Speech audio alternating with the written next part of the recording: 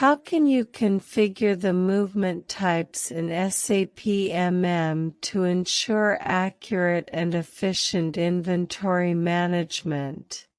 Movement types in SAP MM are used to record the movement of goods within the inventory.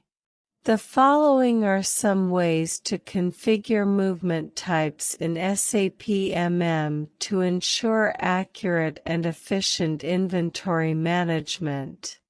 1. Determine inventory management needs.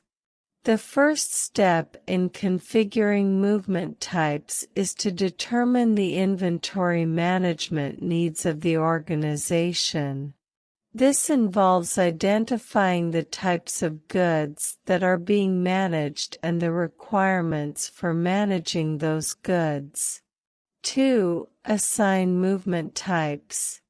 After determining the inventory management needs, the next step is to assign movement types to the goods.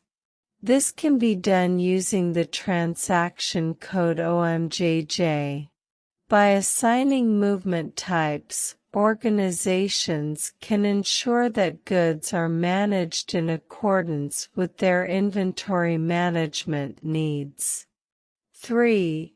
Configure movement type settings. Once the movement types have been assigned to the goods, the next step is to configure the movement type settings.